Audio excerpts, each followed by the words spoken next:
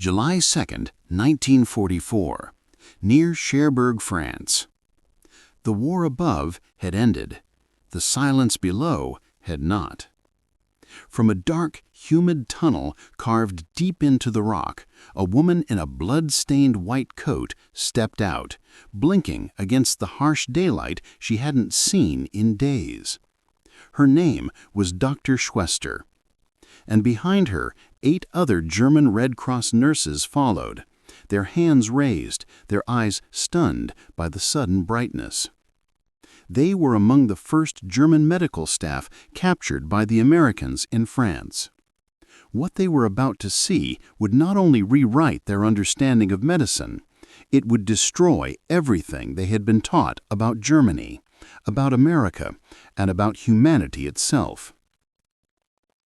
The underground hospital had been their world, a tomb of flickering candlelight and the smell of gangrene. They had spent the last days of the Cherbourg siege performing surgeries on stretchers laid over ammunition crates.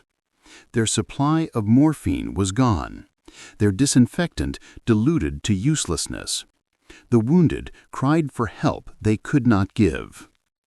Just hours earlier, Schwester had whispered to her fellow nurses, exhausted and defiant.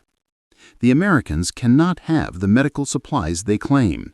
It's propaganda, nothing more than a trick to break our morale. But when she emerged into the light, she saw orderlies in clean uniforms, ambulances gleaming in the sun, stretchers lined with white linen instead of torn sheets. The contrast was unbearable. Colonel Richard P. Johnson, commanding officer of the 45th Evacuation Hospital, studied the women not with anger, but curiosity. Enemy medical personnel, yes, but also healers like his own. Within hours, the captured nurses were led through a mobile operating theater. There, under electric light, something they hadn't seen in weeks, they witnessed miracles. Wounds cleaned with sterilized instruments, transfusions prepared from blood plasma stored in refrigerators, amputations avoided through drugs they'd only heard whispered about, penicillin. Their disbelief began to fracture. In their hands, they had boiled and reused bandages 3-4 times over. Here, American medics threw them away after one use. The nurses exchanged glances, not of defiance now, but of something new, confusion. Within days, they would be returned to German lines under the Geneva Convention. 16 German nurses in total were exchanged on July 2nd and July 9th. But none of them left unchanged, because the shock they experienced in Cherbourg wasn't isolated. It was the latest chapter in a story that had begun a year earlier, in the blinding heat of the North African desert. Tunisia, May 13, 1943. The Africa Corps, Rommel's once mighty force, had surrendered. Along with its soldiers came thousands of medical staff, doctors, orderlies, and among them the Deutsches Rotes Kreuz, the German Red Cross nurses of the Nazi era, known as the DRK Schwestern. Among the captured was Schwester Ilse Schultz, awarded the Iron Cross Second Class, one of fewer than 20 women ever to receive the honor during the war. Her colleague, Greta Falk, kept a diary, later found in German military archives. One line stood out: "The Americans throw away more medical supplies in a day than we receive in a month." The scale of surrender was staggering. 250,000 Axis troops in total, including medical personnel from elite divisions like the 21st Panzer and 90th Light Division. At the collection points in Tunis, American medics processed the captured medical staff within hours. To the nurses' astonishment, even prisoners received full medical examinations. Infected wounds were cleaned. Dental work was performed. And, most astonishing of all, prisoners needing glasses received them. As they were moved aboard Liberty ships bound for America, the contradictions deepened. These mass-produced vessels, built faster than Germany could repair a single U-boat, were equipped with operating theaters, X-ray rooms, and cold storage for blood plasma. The nurses stared in disbelief as American medics sterilized instruments in electric autoclaves, while they themselves had boiled scalpels over campfires. On deck, the Americans disposed of uneaten food. The German nurses watched, unable to comprehend such abundance.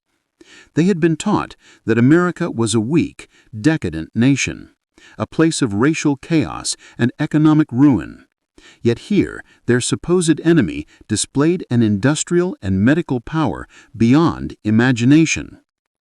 When their ships docked in Norfolk and New York, the shock continued. Cities glittered with hospital lights. Every skyline revealed modernity that propaganda had never shown them.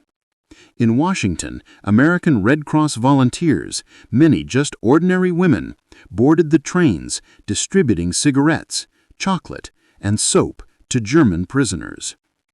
To nurses indoctrinated in Nazi ideology, this kindness was incomprehensible.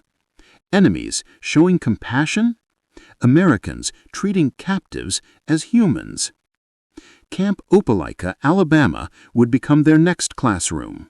There, under the hot southern sun, German medical staff, once part of Hitler's war machine, found themselves working alongside American doctors. Under Geneva protocols, they treated German POWs using American equipment, guided by American standards. The facilities stunned them. Electric cauterization tools, adjustable surgical lights, rapid sterilization autoclaves, pharmacies stocked with hundreds of medications, each labeled, stored, climate-controlled. The nurses could not fathom the scale. The America they saw in the operating room was not the caricature of weakness they had been taught. It was strong, efficient, and, most disarming of all, compassionate. As night fell across the Alabama horizon, the realization grew within them. Their enemies had not just better weapons, they had better medicine. And that medicine came not from conquest, but from science, from a belief that every life mattered. They had been taught that Americans were lazy, weak, and racially impure. They ended up calling them the best doctors in the world. This is how captured Nazi nurses were converted, not by violence or re-education, but by witnessing medicine at its most powerful and humane. As the Liberty ship sailed toward America, German nurses stood on deck, watching the endless sea, not realizing they were sailing into a different world entirely. Every day aboard ship revealed something new. Operating theaters glowed with electric light. Clean linens replaced rags. Plasma bags were labeled and cooled, not improvised transfusions between soldiers. They saw antibiotics being administered with ease. Sulfa powder, rationed by the gram in the Wehrmacht, was used liberally. When they landed, the lessons continued. Captured German medical personnel received comprehensive care, infections treated, teeth repaired, eyeglasses fitted. The message was clear. Even enemies deserved healing. In Camp Opelika, the impossible happened. German nurses worked beside American physicians. They were allowed to observe, ask questions, even assist under supervision. For many, it was the first time they saw a medical hierarchy based on competence, not ideology. But the most profound shock came not from machines, it came from people. In the segregated American Army, black nurses were barred from treating white U.S. soldiers. Instead, they were assigned to POW hospitals. For the German nurses, indoctrinated in Nazi racial doctrine, it was unthinkable. that racial inferiors were now their supervisors. And yet, these women, Lieutenant Eleanor Powell, Captain Adeline Gray, and others, displayed unmatched skill, professionalism, and grace. They taught sterilization techniques, blood handling, wound care, and corrected German errors without cruelty. Each lesson cut deeper than any punishment could. The ideology began to crumble. Then came the miracle drug that changed everything: penicillin. By 1943, the U.S. produced over 20 billion units. By 1945, nearly 7 trillion. German nurses watched infections vanish in days. Limbs once doomed to amputation were saved. Every successful recovery was another blow to the idea of German superiority. They learned about the American blood plasma system, a logistical miracle that stored, transported, and administered blood without knowing donors' identities. Where German field hospitals risked fatal transfusion errors, American systems functioned like an industry of compassion. At Glennon General Hospital in Oklahoma, Colonel Henry W. Mish implemented a revolutionary policy: integrated medical teams of German POWs and American staff. Doctors, nurses, enemies, working together. They shared techniques, debated ethics, and treated patients equally. The German nurses began to understand something their ideology had buried. Medicine's purpose was not to serve race or nation, it was to serve life. The deeper they saw into the system, the more contradictions they faced. America, the supposed weakling of propaganda, discarded more supplies in a week than Germany could produce in a month. Yet the waste wasn't arrogance, it was abundance born of freedom, science, and industrial scale. At Camp Forest, Tennessee, German nurses witnessed penicillin cure infections that once meant certain death.